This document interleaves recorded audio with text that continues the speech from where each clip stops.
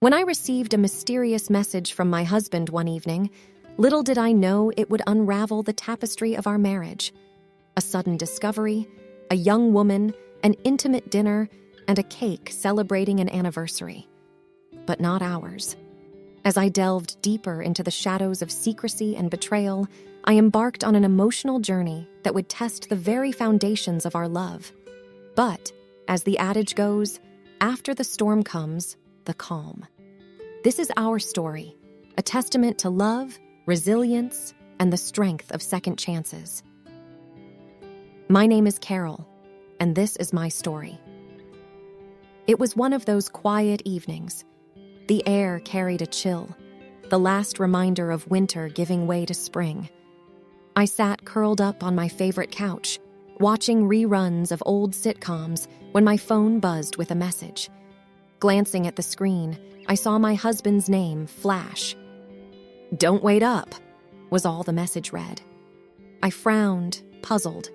He had never sent such a brief message without any context. We were both creatures of habit.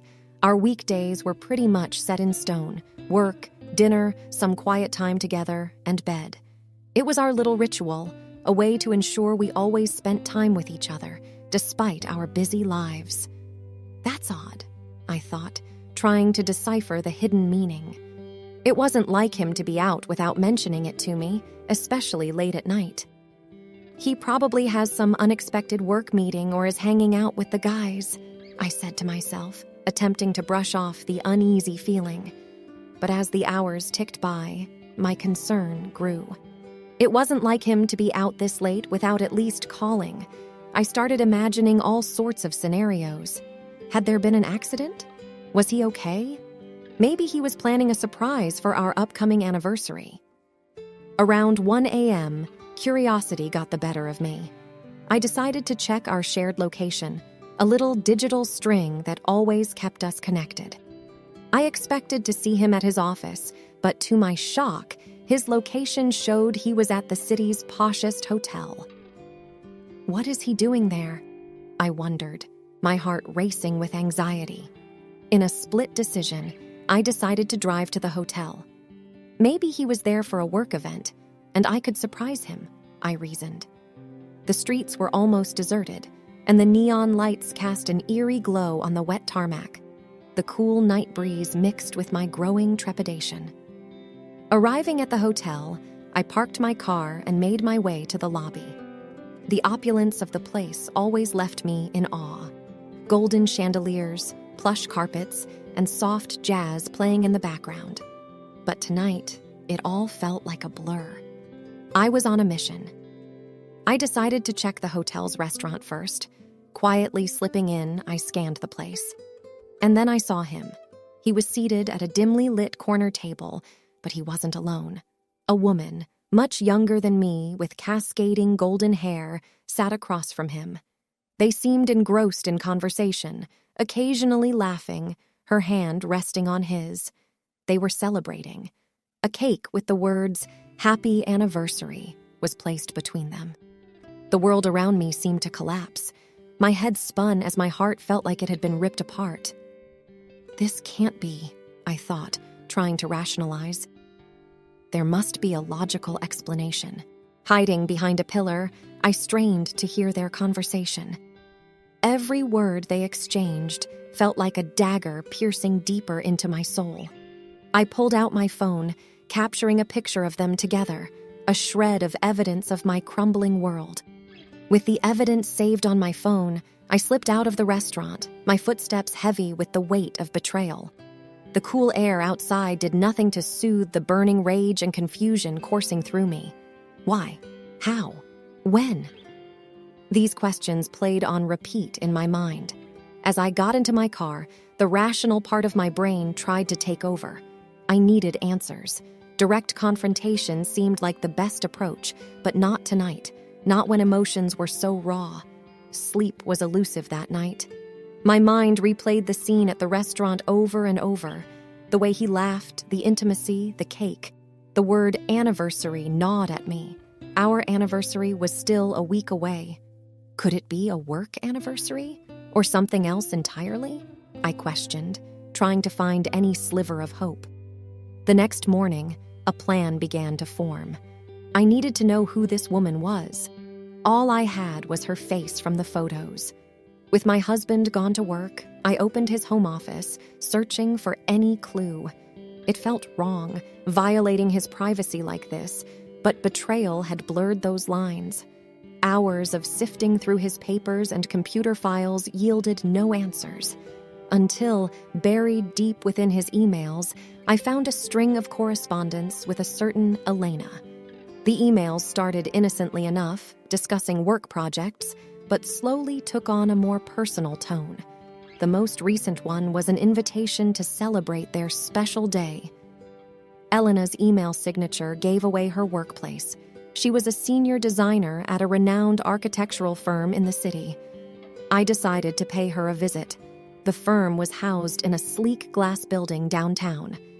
Gathering my courage, I walked up to the reception. "I'm here to see Elena," I said, trying to sound as casual as possible. The receptionist eyed me suspiciously, but after checking her schedule, she said, "She's free right now. 12th floor, 4th door to your right." My heart raced as I took the elevator up. Outside her office door, I hesitated. The plaque read, "Elena Martinez, Senior Designer." Taking a deep breath, I knocked. She looked up as I entered, her face a picture of surprise. "Can I help you?" she asked. "I think you already have," I replied icily, showing her the picture from the restaurant. Her face drained of color. "Listen," she began. "I think there's been a misunderstanding." "Really? Explain," I retorted, my voice dripping with sarcasm. Elena sighed. "That anniversary we were celebrating? It's the anniversary of our first project together. We've been partners on multiple architectural projects over the years. I lost my husband 2 years ago, and your husband has been a great friend, helping me cope." I was taken aback. "But the intimate conversations, the touch, the laughter," she looked down. "Grief does strange things to people. We found solace in each other's company. It's never been romantic, but I understand how it might look. I'm truly sorry." As I left her office, my mind was a whirlwind. Was Elena telling the truth? Was it just a platonic relationship that I'd misconstrued? But then why the secrecy from my husband? I drove home in a daze, the city lights flashing past me, their brilliance mirroring the chaos of my thoughts. Elena's words circled my mind. Could I have been wrong? Or was she just trying to cover up their relationship? Either way, the only way to quell this storm was to confront my husband. The evening sky was painted with hues of pink and purple as I reached our home. Taking a moment, I took a deep breath, trying to calm my racing heart. The gentle chime of our doorbell announced my arrival. He opened the door, his face lighting up as he saw me. But the smile quickly faded, replaced by a look of concern. "You okay?" he asked, noticing my disheveled appearance. Without a word, I handed him my phone, displaying the picture from the hotel restaurant. His face drained of color, much like Elena's had earlier. "I can explain," he began, but I cut him off. "I met Elena," I said, my voice quivering with mixed emotions. He looked down, his face a mask of guilt and regret. "I should have told you," he began. "I know how this looks, but I swear there was never any romantic involvement. Elena and I were just grieving together." My confusion deepened. "Grieving? Grieving what?" He hesitated. Then, with a deep sigh, he began, "A few years ago, we lost a huge project. It was going to be our legacy, a building that would stand tall for generations, but we lost it due to some internal politics and treachery. It hit both of us hard, especially Elena, as her husband had just passed away. We found comfort in shared sorrow. We promised each other that we'd bounce back, and every year, we celebrated the day of that loss as a reminder of our resilience." I looked at him, my eyes searching for any sign of deceit, but all I saw was raw emotion and vulnerability. "Why didn't you tell me?" I whispered. He took a deep breath. I didn't want you to see me as a failure. I wanted to be your rock, the strong one. And when we started meeting annually, it became our thing. I realize now how wrong I was in keeping it from you. Tears welled up in my eyes. The storm of emotions inside me, anger, betrayal, relief, and love, threatened to overwhelm. We promised transparency, I reminded him, my voice breaking. I know, he murmured, his voice heavy with regret. And I'm truly sorry. We stood there for what felt like hours, the weight of secrets and misunderstandings pressing down on us. But in that silence, a realization dawned. Our love was strong enough to weather this storm. The next few days were a whirlwind of emotions. We both took time off work, realizing that our relationship needed urgent mending. The walls of our house echoed with conversations, some heated, some tearful, but all essential. One evening, while sitting on our porch, watching the sunset, he said, "You know, in architecture, when a structure is weak, it's not always about tearing it down. Sometimes it's about reinforcing it, making it stronger." I looked at him, sensing the depth of his analogy. "Are we the structure in this scenario?" I asked with a half smile. He nodded. "Yes, and I believe we can reinforce our relationship, make it even stronger." There were counseling sessions, some jointly and some individually. We peeled back the layers of our relationship, understanding the cracks and figuring out how to fill them. The counselor emphasized communication and trust, two elements that had been eroding in our bond. During one session, our therapist handed us a pot with a tiny plant. "This is a symbol of your relationship. Nurture it, water it, give it sunlight, and watch it grow. But remember, it needs constant care." Months turned into a year. The pain of betrayal, though never forgotten, started fading, replaced by a renewed bond. We spent more time together, embarked on trips, and rediscovered each other. One day, I came home to find a small gathering of our closest friends and family in our backyard. I was surprised and looked at him questioningly. He smiled, taking my hand.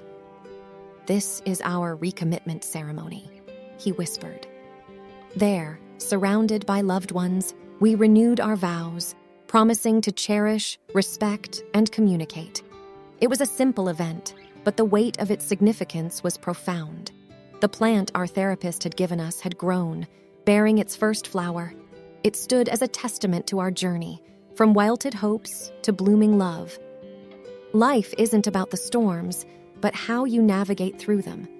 We had weathered one of our biggest, and in its wake, found a bond that was more robust and more profound.